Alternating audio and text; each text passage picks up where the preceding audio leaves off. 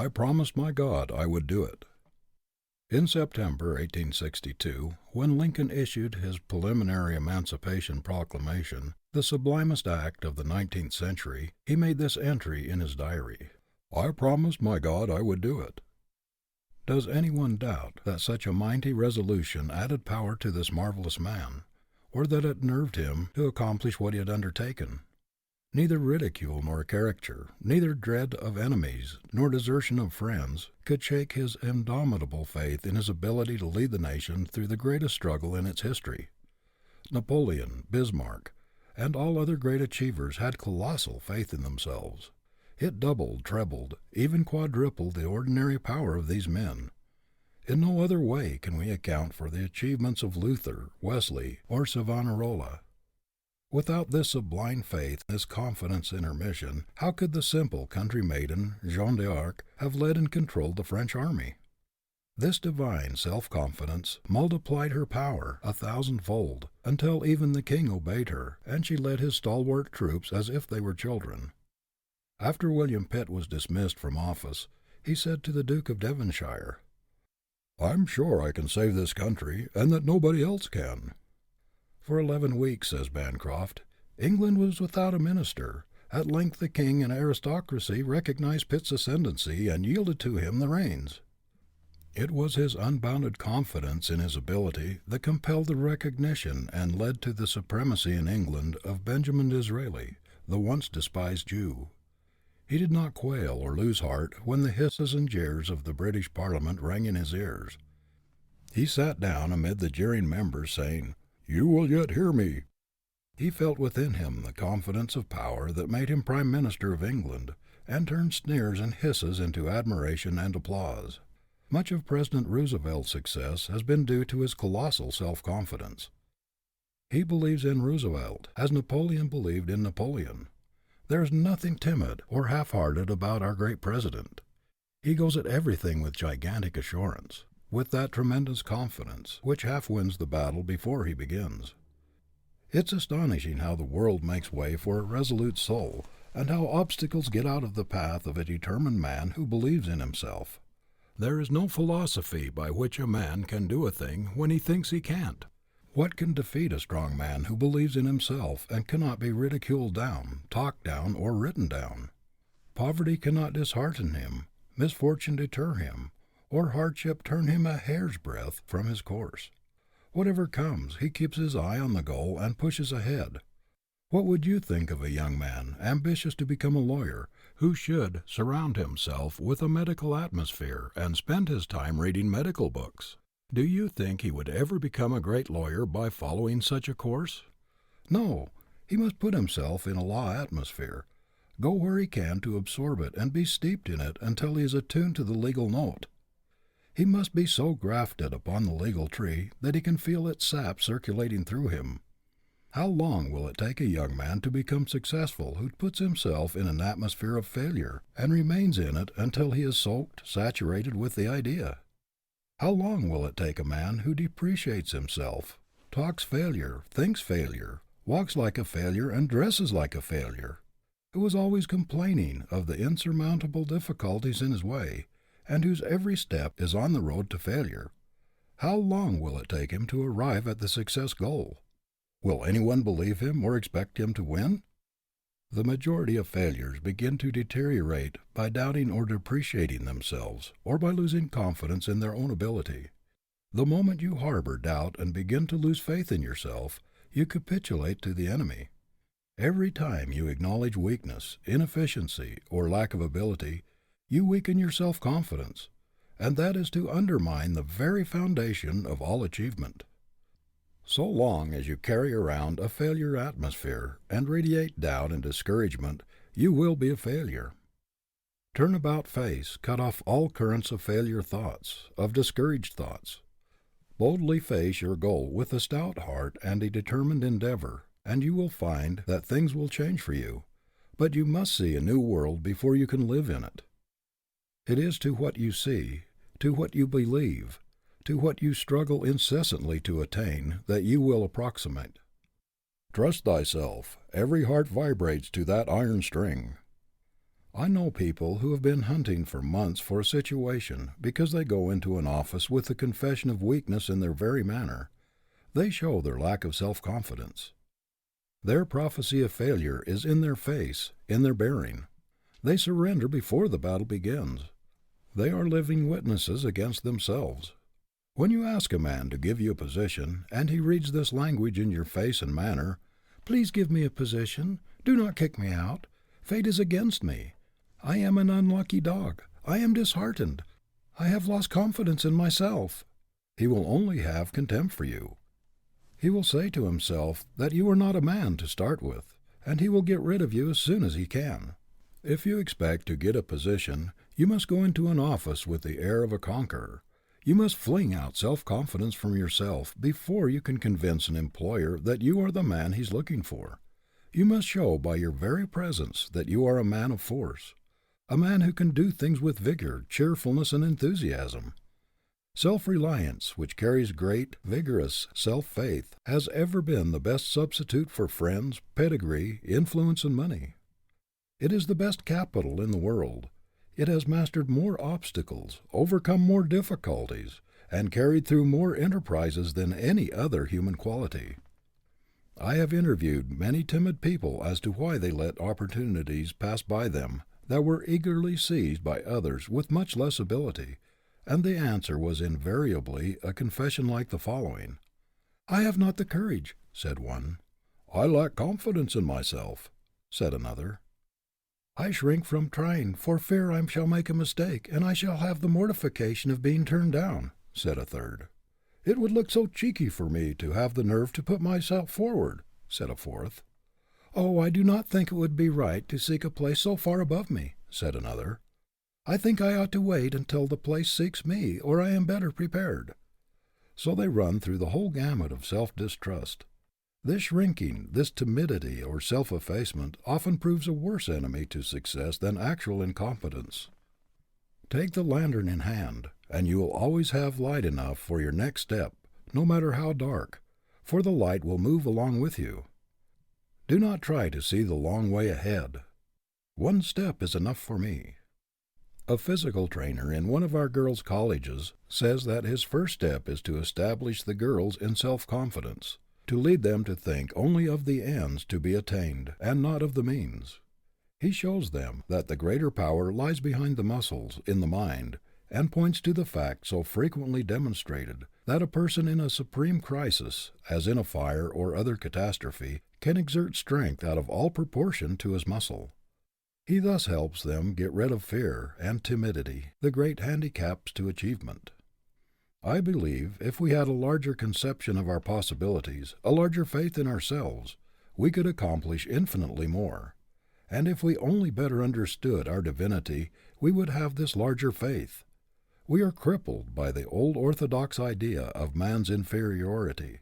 There is no inferiority about the man that God made. The only inferiority in us is what we put into ourselves. What God made is perfect.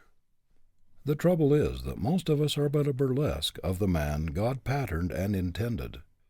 A Harvard graduate, who has been out of college a number of years, writes that because of his lack of self-confidence, he has never earned more than $12 a week. A graduate of Princeton tells us that except for a brief period, he has never been able to earn more than $1 a day. These men do not dare to assume responsibility. Their timidity and want of faith in themselves destroy their efficiency. The great trouble with many of us is that we do not believe enough in ourselves. We do not realize our power. Man was made to hold up his head and carry himself like a conqueror, not like a slave, as a success, not as a failure, to assert his God-given birthright. Self-depreciation is a crime. If you would be superior, you must hold the thought of superiority constantly in the mind. A singularly modest man of so retiring a disposition that at one time he did not show half of his great ability, whose shrinking nature and real talent for self-abasement had actually given him an inferior appearance, told me one day how he had encountered this tendency toward self-depreciation. Among other things, he said, he had derived a great benefit from the practice he had formed of going about the streets, especially where he was not known, with an air of great importance, as though imagining himself the mayor of the city, the governor of the state, or even President of the United States. By merely looking as though he expected everybody to recognize that he must be a person of note, he changed not only his appearance, but also his convictions. It raised him immeasurably in his own estimation. It had a marked effect upon his whole character. Where once he walked through the streets shrinking from the gaze of others, and dreading their scrutiny, he now boldly invites, even demands, attention by his evident superiority, for he has the appearance of one whom people would like to know. In other words, he has caught a glimpse of his divinity. He really feels his superiority, and his self-respecting manner reflects it. Be sure that your success will never rise higher than your confidence in yourself. The greatest artist in the world could not paint the face of a Madonna with a model of depravity in his mind. You cannot succeed while doubting yourself or thinking thoughts of failure. Cling to success thoughts. Fill your mind with cheerful, optimistic pictures, pictures of achievement. This will scatter the specters of doubt and fear and send a power through you which will transform you into an achiever. No matter how poor or how hemmed in you may be, stoutly deny the power of adversity or poverty to keep you down. Constantly assert your superiority to environment. Believe in yourself. Feel that you are to dominate your surroundings. Resolve that you will be the master and not the slave of circumstances. This very assertion of superiority, this assumption of power, this affirmation of your ability to succeed, the attitude that claims success is an inalienable birthright, will strengthen the whole man and give great added power to the combination of faculties which doubt, fear, and lack of confidence undermine. Self-confidence marshals all one's faculties and twists their united strength into one mighty achievement cable. It carries conviction. It makes other people believe in us. What has not been accomplished through its miraculous power? What triumphs in invention, in art, and in discovery have been wrought through its magic? What does not civilization owe to the invincible self-faith of its inventors, its discoverers, its railroad builders, its mine developers and city builders? It has won 1,000 victories in science and in war which were deemed impossible by faint-hearted doubters. The fact that you believe implicitly that you can do what may seem impossible or very difficult to others shows that there is something within you that has gotten a glimpse of power sufficient to do the thing. Many men who have achieved great things cannot account for their faith. They cannot tell why they had the implicit confidence that they could do what they undertook. But the result was evidence that something within them had gotten a glimpse of latent, resourceful, reserve power and possibilities which would warrant that faith. And they have gone ahead, often when they could not see a ray of light, with implicit confidence that they would come out all right, because this faith told them so. It told them so because it had been in communication with something within them that was divine, that which had passed the bounds of unlimited and entered the domain of the limitless. When we begin to exercise the faculties of self-faith, self-confidence, we are stimulating and increasing the strength of the very faculties which enable us to do the thing we have set our hearts on. The very exercise of faith helps us to do what we undertake, because our greater concentration develops that portion of the brain which enables us to accomplish it. Men who have left their mark on the world have often been implicit followers of their faith when they could see no light, and their faith has led them through the wilderness of doubt and hardship into the promised land. Our faith often tells us that we may proceed safely even in the dark, when we see no light ahead. Faith is a divine leader which never misdirects us. We must only be sure that it is faith and not merely egotism or selfish desire. Our faith puts us in touch with the infinite, opens the way to unbound possibilities, limitless power. It is the truth of our being. It is the one thing that we can be sure will not mislead us. An unwavering belief in oneself destroys the greatest enemies of achievement, fear, doubt, and vacillation. It removes the 1,001 obstacles which impede the progress of the weak and irresolute. Faith in one's mission, in the conviction that the Creator has given us power to realize our life call, as it is written in our blood and stamped on our brain cells, is the secret of all power. Poverty and failure are self-invited. The disasters people dread often come to them. Worry and anxiety enfeeble their force of mind and so blunt their creative and productive faculties that they are unable to exercise them properly. Fear of failure, or lack of faith in one's ability, is one of the most potent causes of failure. Many people of splendid powers have attained only mediocre success, and some are total failures, because they set bounds to their achievement, beyond which they did not allow themselves to think that they could pass. They put limitations to their ability. They cast stumbling blocks in their way by aiming only at mediocrity, or predicting failure for themselves, taking their wares down instead of up, disparaging their business, and belittling their powers. Thoughts are forces, and the constant affirmation of one's inherent right and power to succeed will change inhospitable conditions and unkind environments to favorable ones. If you resolve upon success with energy, you will very soon create a success atmosphere and things will come your way. You can make yourself a success magnet. If things would only change, you cry. What is it that changes things? Wishing or hustling, dreaming or working? Can you expect them to change while you merely sit down and wish them to change? How long would it take you to build a house sitting on the foundation and wishing that it would go up? Wishing does not amount to anything unless it is backed by endeavor, determination, and grit. Webster's father was much chagrined and pained when Daniel refused a $1,500 clerkship in the Court of Common Pleas in New Hampshire, which he had worked hard to secure for him after he left college. "Daniel," he said, "don't you mean to take that office?" "No, indeed, father. I hope I can do much better than that. I mean to use my tongue in the courts, not my pen. I mean to be an actor, not a register of other men's acts." Sublime self-faith was characteristic of this giant's career. Every child should be taught to expect success, and to believe that he was born to achieve, as the acorn is destined to become an oak. It is cruel for parents and teachers to tell children that they are dull or stupid, or that they are not like others of their age. They should inspire them, instead, with hope and confidence and belief in their success birthright. A child should be trained to expect great things, and should believe firmly in his God-given power to accomplish something worthwhile in the world. Without self-faith and an iron will, man is but the plaything of chance, a puppet of circumstances. With these he is a king, and it is in childhood the seeds must be sown that will make him a conqueror in life.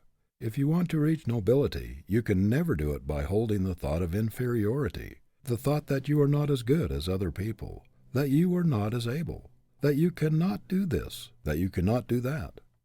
Kant philosophy never does anything but tear down. It never builds up. If you want to amount to anything in the world, you must hold up your head. Say to yourself continually, "I am no beggar. I am no pauper. I am not a failure. I am a prince. I am a king. Success is my birthright, and nobody shall deprive me of it." A proper self-esteem is not a vulgar quality. It is a very sacred one. To esteem oneself justly is to get a glimpse of the Infinite's plan in us. It is to get the perfect image which the Creator had in mind when He formed us, the complete man or woman, not the dwarfed, pinched one, with lack of self-esteem or of self-confidence seized. When we get a glimpse of our immortal selves, we shall see possibilities of which we never before dreamed. A sense of wholeness, of power and self-confidence will come into our lives which will transform them. When we rate ourselves properly, we shall be in tune with the Infinite. Our faculties will be connected with an electric wire which carries unlimited power, and we shall no longer stumble in darkness, doubt, and weakness. We shall be invincible.